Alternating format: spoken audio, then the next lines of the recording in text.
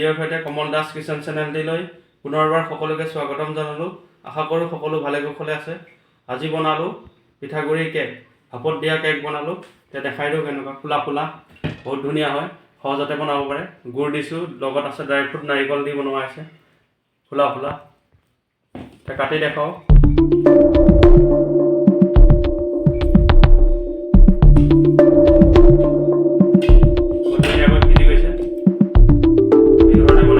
সহজতে বনাব পাৰে। এতিয়া খাই চাওঁ।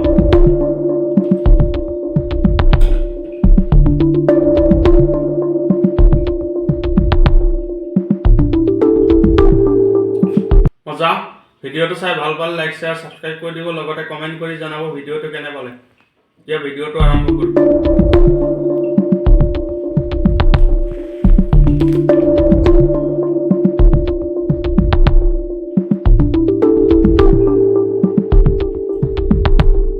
ভাপত দিয়া কেক বনাবলৈ পিঠাগুড়ি লৈছোঁ 1 বাটি, নাৰিকল লৈছোঁ 1 বাটি, গাখীৰ 1 কাপ, দেশী ঘি লৈছোঁ, বেকিং পাউডাৰ, গুড় লৈছোঁ, চেৰি লৈছোঁ, ড্ৰাই ফ্ৰুট। এতিয়া ভিডিঅ'টো আৰম্ভ কৰোঁ। ভাপত দিয়া কেক বনাবলৈ প্ৰথমে লৈছোঁ গাখীৰ 1 কাপ লৈছোঁ, বাতি এটাত উলিয়াই ল'লোঁ, ডাঙৰ বাতি এটাত মিক্স কৰি লোৱা হ'ব। ঘি লৈছোঁ 2 চামুচ, সৰু চামুচেৰে 2 চামুচ ঘি দিছোঁ, সেইখিনি মিলাই লৈছোঁ গাখীৰৰ লগত, ধুনীয়াকৈ মিক্স কৰি ল'লোঁ। মিক্স কৰি লোৱাৰ পিছত এতিয়া দিম বেকিং পাউডাৰ, দিম ডাঙৰ চামুচেৰে আধা চামুচ দিছোঁ। একেলগে মিক্স কৰি মিলাই লোৱা হৈছে। মিলাই লৈ এতিয়া দিছোঁ পিঠাগুড়ি, শুকাই থোৱা আছিলে, মিক্সাৰ মেচিনত গুড়ি কৰি শুকুৱাই লৈছিলোঁ। 1 বাটি লৈছোঁ, ফুল 1 বাটি লৈ একেলগে মিক্স কৰি দিয়া হ'ব গাখীৰৰ লগত, ধুনীয়াকৈ ফেটি লোৱা হ'ব চামুচেৰে। বেটাৰ বনাই ল'ম কেকৰ কাৰণে। এই ধৰণে 5 মিনিটমান ফেটি ল'ম। এতিয়া দিম নিমখ, নিমখ সোৱাদ অনুসৰি নিমখ দিছোঁ কম পৰিমাণে। একেলগে দি ধুনীয়াকৈ বেটাৰখিনি মিলাই লোৱা হ'ব, পিঠাগুড়িৰ বেটাৰখিনি। 5 মিনিটমান ফেটি ল'ম। এতিয়া কেকৰ কাৰণে ধুনীয়া হ'ব, ভাপত দিয়া কেকৰ কাৰণে। ভালদৰে মিক্স কৰি ল'ব লাগে বেটাৰখিনি, যাতে গুটি গুটি থাকিব নালাগে। এতিয়া চাই আছোঁ চামুচেৰে, আৰু অলপ সময় ফেটি ল'ম। ফেটি লৈ বাতিত উলিয়াই লোৱা হ'ব কেকৰ কাৰণে। এতিয়া চাই আছোঁ ওপৰৰ পৰা ধুনীয়াকৈ পৰি গৈছে চামুচেৰে, আৰু অলপ সময় মিক্স কৰি লোৱা হ'ব এই ধৰণে। এতিয়া চাইছোঁ ৰেডি হৈছে বেটাৰখিনি। এতিয়া 5 মিনিটৰ কাৰণে ৰাখি দিছিলোঁ। 5 মিনিটৰ পিছত বাতিত উলিয়াই লোৱা হ'ব। বাতি দুটাত বনোৱা হ'ব ভাপত দিয়া কেক। এতিয়া ৰিফাইন অইল সানি ল'লোঁ বাতি দুটাত ধুনীয়াকৈ,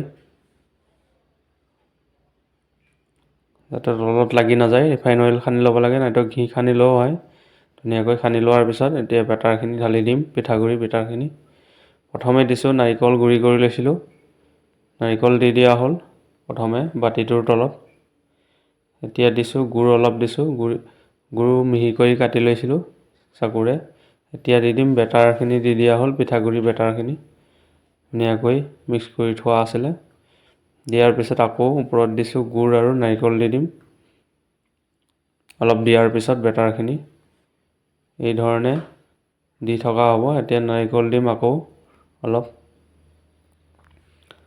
ধুনীয়াকৈ গুড়ি কৰি লৈছিলোঁ নাৰিকলখিনি মেচিনত, মিক্সাৰ মেচিনত। এতিয়াও এই ধৰণে লৰাই দিছোঁ বাতিটোত যাতে ভালদৰে ডুবি যায়। এতিয়া আকৌ দিম পিঠাগুড়ি, দি দিয়া হ'ব আকৌ পিঠাগুড়ি বেটাৰখিনি, লাষ্ট অলপ দি দিলোঁ, ধুনীয়াকৈ মিলাই দিয়া হ'ল। মিলাই দি ৰাখি থোৱা হ'ব অলপ সময়। এই ধৰণে ধুনীয়াকৈ মিলাই দিয়া হ'ল। এতিয়া লৰাই দিছোঁ যাতে বহি যায় ধুনীয়াকৈ। এতিয়া আকৌ নেক্সট বাতিটোত সজাই লোৱা হ'ব। নাৰিকল দিছোঁ, আকৌ ল'ম গুড় লৈছোঁ। গুড় লোৱাৰ পিছত আকৌ পিঠাগুড়ি বেটাৰখিনি দি দিছোঁ। অলপ দিয়াৰ পিছত আকৌ গুড় নাৰিকল দিয়া হ'ব একেধৰণে। লৰাই দিছোঁ, লৰাই দি নাৰিকল গুড় দি এই ধৰণে মিলাই লোৱা হ'ব ধুনীয়াকৈ দুইটা বাতিও।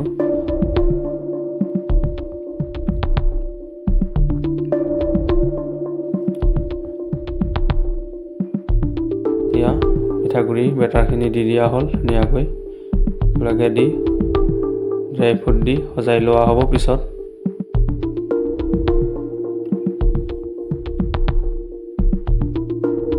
ধুনীয়াকৈ মিলাই ল'লোঁ। এতিয়া অলপ লৰাই দিছোঁ, লৰাই দি এতিয়া নাৰিকল দি দিয়া হৈছে আকৌ ওপৰত।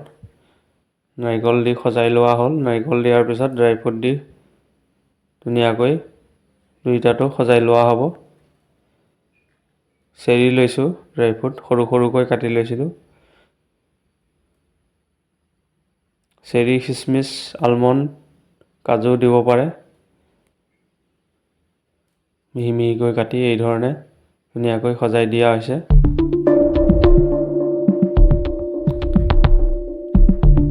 এটা বাতি সজোৱা হ'ল, আকৌ এটা এই ধৰণে সজাই লোৱা হ'ব। ধুনীয়াকৈ সজাই লৈ ওপৰৰ পৰা লৰাই দিয়া হ'ব যাতে ভালদৰে বহি যায় পিঠাগুড়ি বেটাৰখিনি। এনেকৈ মাৰি দিয়া হৈছে, ভালদৰে বহি যাব।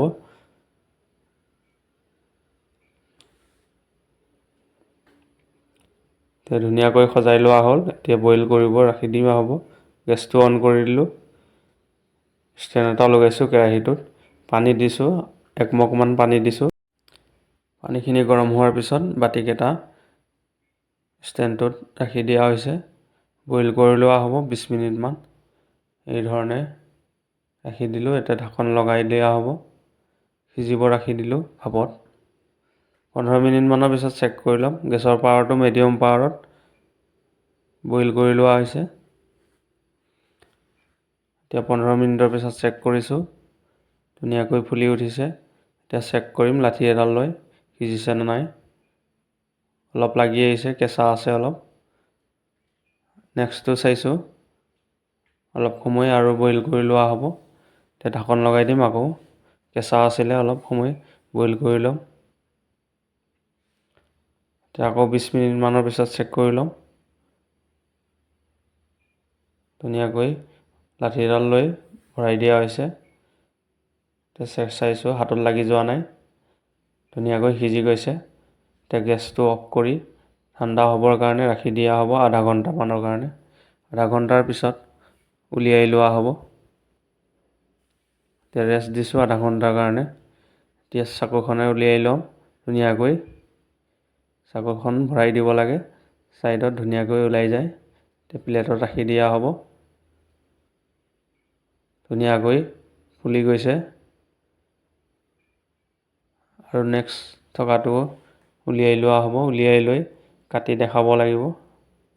কাটি দেখাই চাই আছোঁ কেনেকুৱা হৈছে। ফুলা ফুলা ভাপত দিয়া কেক সহজতে বনাব পাৰে। এই ধৰণে চাহৰ নাস্তা ৰাতিপুৱা সন্ধিয়া ল'ৰা ছোৱালীক দিব পাৰে। ভিডিঅ'টো শেষলৈকে চোৱাৰ বাবে বহুত বহুত ধন্যবাদ। আজিলৈ আহিছোঁ, বাই বাই। নেক্সট ভিডিঅ'ত লগ পাম।